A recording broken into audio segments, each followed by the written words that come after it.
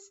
I hope you're having a great morning. Did you know Christmas is just around the corner? Well, my friend Mrs. Shane is going to join us today, and she's going to read the story the night before Christmas with some special treats. I hope you enjoy. Hello, boys and girls. I'm Mrs. Shane, and I'm going to be reading you a story about the night before Christmas. And I'm going to use a few costumes to help tell the story. The night before Christmas. 'Twas the night before Christmas, when all through the house not a creature was stirring, not even a mouse. Squeak, squeak. The stockings were hung by the chimney with care, in hopes that St. Nicholas soon would be there. The children were nestled all snug in their beds, while visions of sugar plums danced in their heads. And Mama, in her kerchief, and I in my cap, had just settled down for a long winter's nap, when out on the lawn there arose such a clatter, I sprang from my bed to see what was the matter. Away to the window I flew like a flash, tore open the shutters, and threw up the sash. The moon on the breast of the new fallen snow gave a luster of midday to objects below, when what to my wondering eyes should appear but a miniature sleigh and 8 tiny reindeer, with a little old driver so lively and quick, I knew in a moment it must be St. Nick. More rapid than eagles, his coursers they came, and he whistled and shouted and called them by name.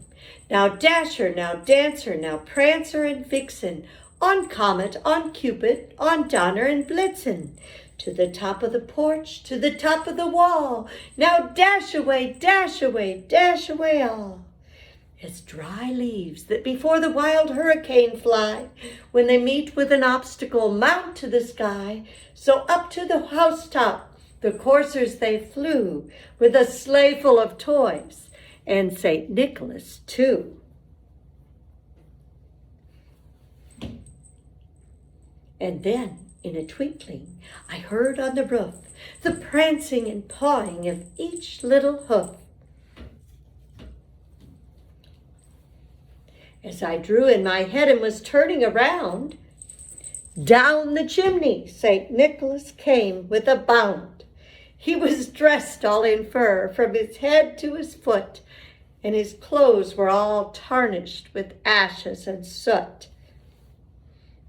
A bundle of toys he had flung on his back, and he looked like a peddler just opening his pack. His eyes, how they twinkled, his dimples, how merry. His cheeks were like roses, his nose like a cherry.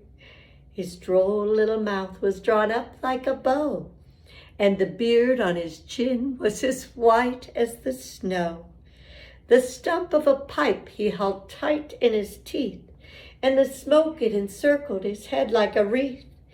He had a broad face and a round little belly that shook when he laughed like a bowl full of jelly. He was chubby and plump, a right jolly old elf, and I laughed when I saw him, in spite of myself. A wink of his eye and a twist of his head soon gave me to know I had nothing to dread. He spoke not a word, but went straight to his work, and filled all the stockings, then turned with a jerk, and laying his finger aside of his nose, and giving a nod, up the chimney he rose. He sprang to his sleigh, to his team gave a whistle, and away they all flew like the down of a thistle. But I heard him exclaim, ere he drove out of sight, "Happy Christmas to all, and to all a good night." Wasn't that great? I love listening to Mrs. Shane. Do you know, boys and girls, there are lots of versions of The Night Before Christmas on YouTube or at the library. Maybe you can ask your moms or your dads or the adults in your life to look on YouTube and see if they can find some books about The Night Before Christmas. I'll bet you'll find some that you'll really enjoy. If you do, send me a message and let me know which ones so we can share them with our class. Have a great day.